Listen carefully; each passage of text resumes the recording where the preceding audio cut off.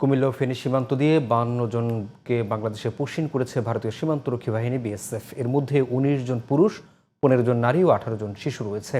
কুমিল্লা সীমান্ত দিয়ে পুশিন করা 13 জন 3টি পরিবারের সদস্য। এরা সবাই বাংলাদেশি। কুমিল্লা দক্ষিণ প্রতিনিধি মহিউদ্দিন ভূঁইয়ার পাঠানো রিপোর্ট জানাচ্ছেন জুবাইর রহমান।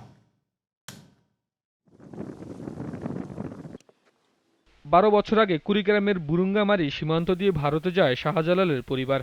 ভারতের হরিয়ানার শনিপথ এলাকায় একটি ইটভাটায় কাজ করতেন তিনি। তার মতো একইভাবে ভারতে পাড়ি জমায় জাহিদ ও মাহবুবের পরিবার। 10 থেকে 15 দিন আগে তাদেরকে আটক করে বিমানে করে আগরতলায় নেওয়া হয়। সেখান থেকে সম্প্রতি তাদেরকে কুমিল্লা ও ফেনীর বিভিন্ন সীমান্ত দিয়ে বাংলাদেশে পুশ ইন করে ভারতের সীমান্তরক্ষী বাহিনী বিএসএফ। বিজিবি জানায়, সম্প্রতি জেলার 60 বিজিবির আওতাধীন গোলাবাড়ি এলাকা দিয়ে 13 জন, 10 বিজিবি ফেনীর নোয়াপাড়ায় 15 জন এবং 4 বিজিবির ফেনীর সীমান্ত দিয়ে 24 জন পুশ ইন করেছে বিএসএফ। আমরা সীমান্তে সর্বোচ্চ সতর্কতা অবলম্বন করছি।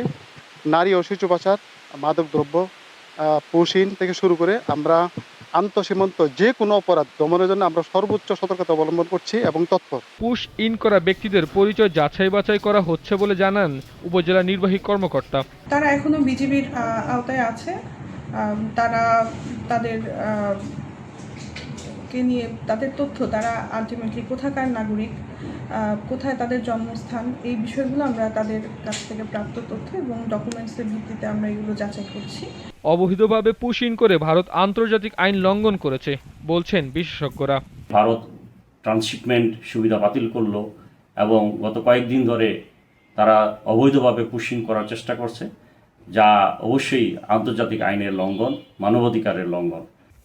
Jubair Rahman, GTV news.